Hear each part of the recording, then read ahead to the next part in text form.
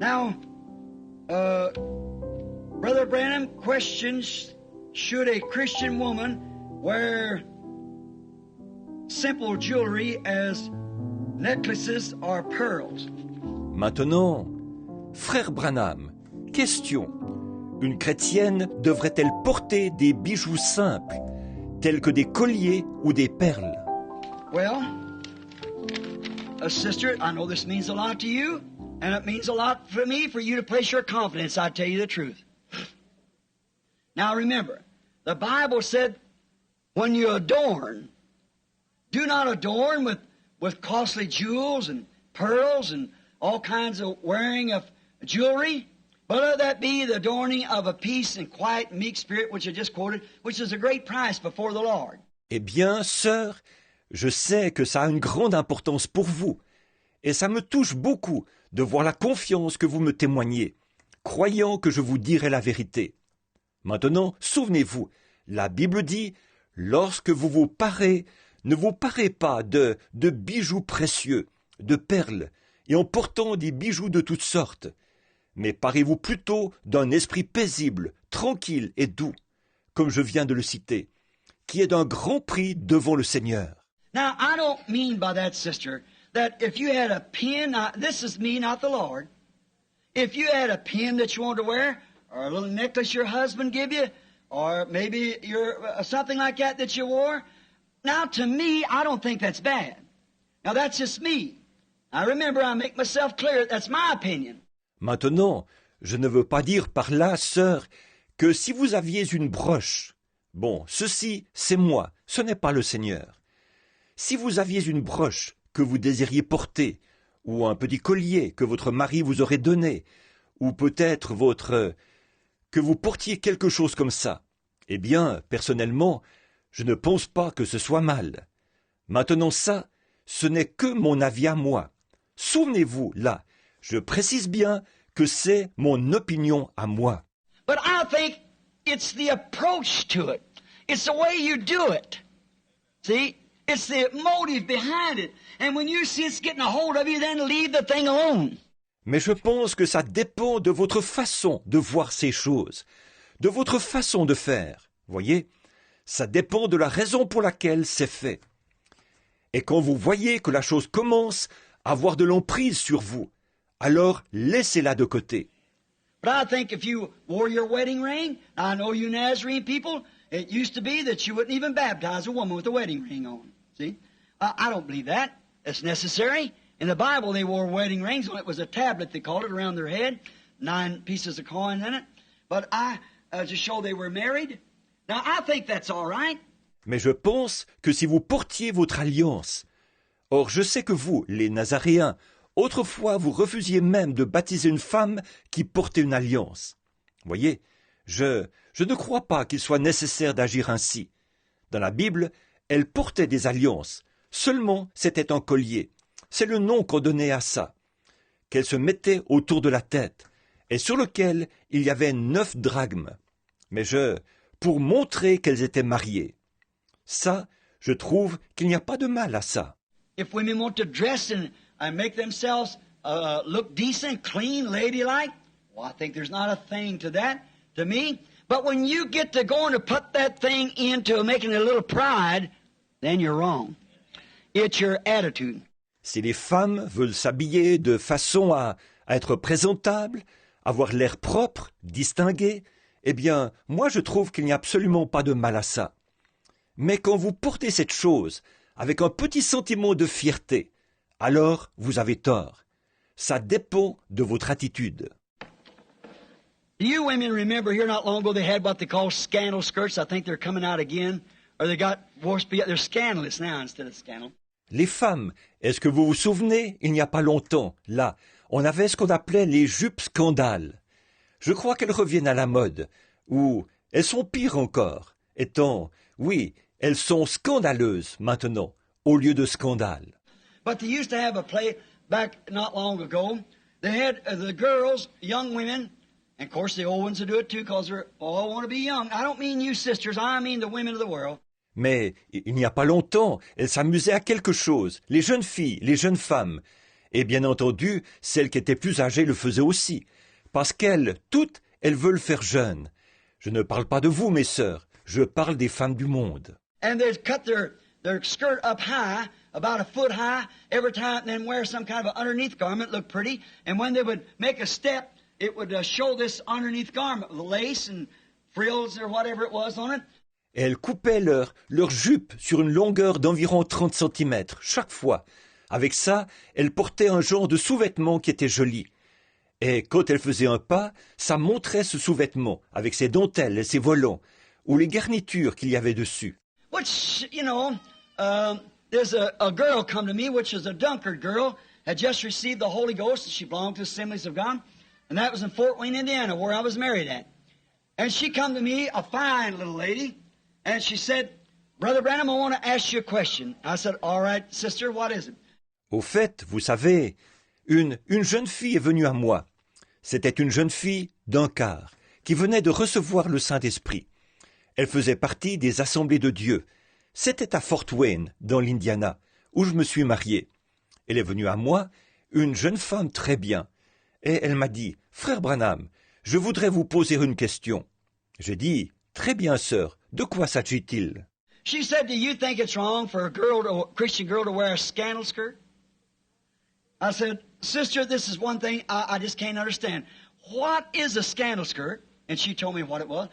He said it shows the underskirt. Elle a dit, « Trouvez-vous que c'est mal pour une jeune fille chrétienne de porter une jupe scandale ?»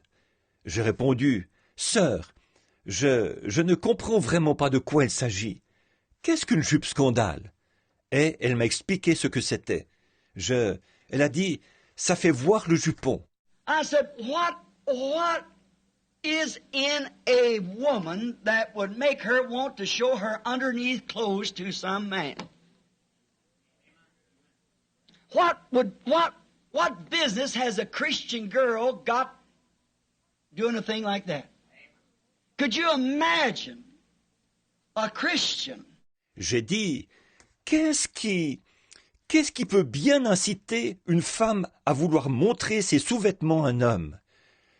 Qu'est-ce qui peut bien, à quel titre une jeune fille chrétienne ferait-elle une chose pareille? Pouvez-vous imaginer ça d'une chrétienne? Now look, a man, there's not much to him when it comes to a body, and if he went half naked, there wouldn't be no scandal to it. Not holding for man, but you know that what kind of a woman would be tempted by a man with his shirt off and shorts on or whatever he had? The big old burly looking thing. It looks sloppy and sickly, horrible. Maintenant, regardez, l'homme, pour ce qui est de son corps, il n'a pas tellement d'attrait. Et s'il se promenait à moitié nu, il n'y aurait pas de scandale là. Je ne dis pas ça pour défendre les hommes, mais vous le savez bien, quel genre de femme serait tentée par un homme qui aurait ôté sa chemise et qui porterait des shorts ou quelque chose? Cette espèce de gros phénomène a l'air négligé et dégoûtant. Quelle horreur! See these men out here, I think it'd make a woman vomit to look at such a thing. If she had, but now you take a woman and put her like that, that's a different temple. You understand? All right. De voir ces hommes qui sont là, eh bien, moi je trouve que de regarder une chose pareille, il y a de quoi faire vomir une femme. Si elle avait, par contre, là, prenez une femme et exhibez-la comme ça. Son corps est un temple différent. Vous comprenez? Très bien. But I think as far as the necklace, or now if you go to loading yourself up like you went through the 10-cent store down here with a magnet on you, I think, excuse that, I didn't mean to say that like that, but that's wrong. Mais je pense que pour ce qui est d'un collier ou, maintenant, si vous vous mettez à vous couvrir de bijoux, comme si vous étiez allé, avec un aimant sur vous, faire le tour du magasin de pacotille, pas loin d'ici, ça, je trouve que, excusez-moi, je ne voulais pas le dire comme ça, mais ça, c'est mal. If anything turned me the first time against, made me ashamed of America, was I was in Switzerland one day, and Brother Argenbright and I had found a good place way down by Lausanne where we get a big fine steak about so big around, weigh about 3/4 of a pound, I think for around 30 cents in American money. Oh, we were living like kings. S'il y a une chose qui, pour la première fois, m'a fait me retourner contre et m'a fait avoir honte de l'Amérique, c'est un jour, j'étais en Suisse et frère Argenbright et moi, nous avions trouvé un bon endroit là-bas, près de Lausanne, où nous pouvions manger un bon gros steak, à peu près grand comme ça, et qui pesait à peu près 350 grammes. Et ça, je pense, pour environ 30 cents en argent américain. Oh, nous vivions comme des rois. Every day we go down there, and all of them there drink wine. You know, their water's no good, and I wouldn't drink that wine. So I got me a little jug from the drugstore that had distilled water. And I packed that jug wherever I went. I guess everybody thought, that boy carries his own brand. Nous y allions tous les jours. Et là-bas, tout le monde boit du vin, vous savez.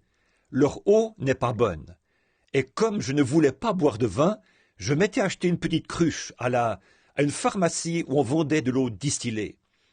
Et j'apportais cette cruche partout où j'allais. Je suppose que tout le monde pensait, ce gars-là, il transporte sa propre marque avec lui. So I had it in my hand. We went down there to this place where all selling these steaks, and one day Miss America drove up. About a 28 model Chevy, had a poodle dog sitting on the lap, and brought that in there. Alors, je tenais ça à la main. Nous allions donc à cet endroit-là où ils vendaient ces steaks.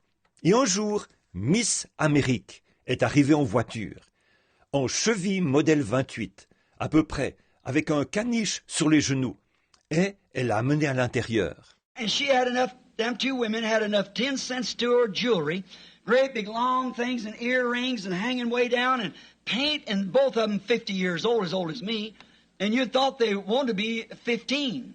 Elle portait tout plein ces deux femmes portaient tout plein de bijoux de pacotille, de grands et longs machins, et des boucles d'oreilles qui pendaient très bas, et elles étaient fardées. Et elles avaient toutes les deux 50 ans. Elles étaient aussi âgées que moi. Et on aurait dit qu'elles voulaient en avoir 15. Well, what are they trying to do? They're trying to drive life's road looking through a rear view mirror, looking back to what they used to be. Now, a Christian don't do that. A Christian don't try to be what he used to be. He's not looking where he's been, he's looking where he's going. Amen. See? Mais qu'est-ce qu'elles essayent de faire? Elles essayent de rouler sur le chemin de la vie en regardant dans un rétroviseur, en regardant en arrière, à ce qu'elles ont été dans le passé. Or, un chrétien ne fait pas ça. Un chrétien n'essaie pas d'être ce qu'il a été dans le passé. Il ne regarde pas où il a été, il regarde où il va. Voyez? Voyez?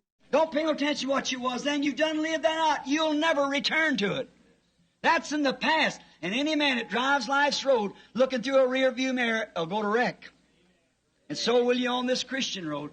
Ne prêtez pas attention à ce que vous avez été dans ce temps-là. Tout ça, c'est terminé pour vous. Vous n'y retournerez jamais. C'est du passé. Et tout homme qui roule sur le chemin de la vie, en regardant dans un rétroviseur, s'écrasera quelque part.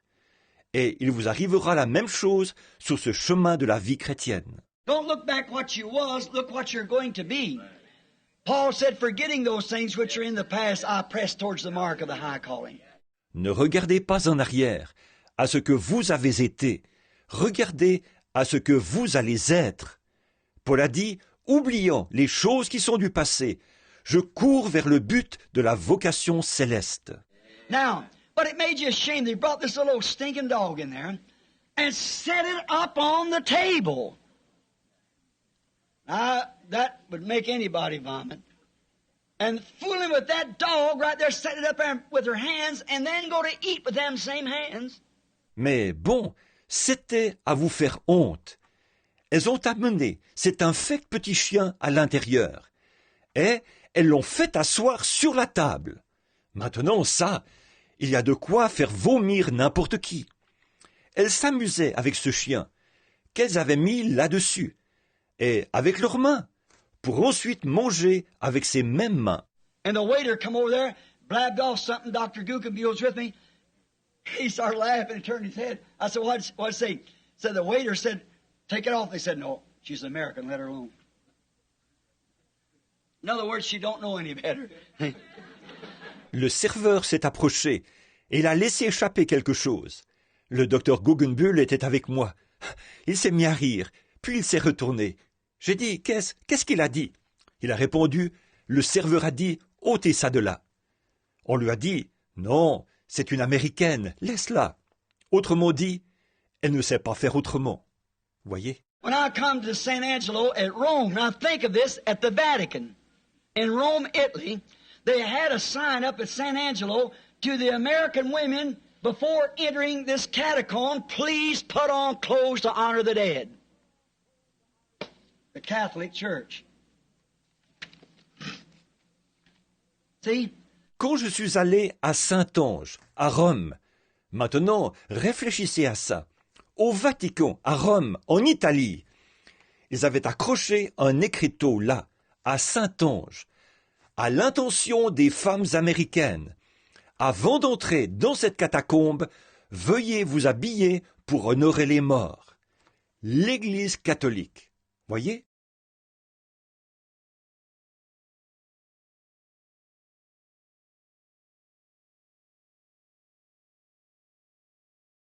May men and women tonight catch the vision, understand what God's program is for this last day.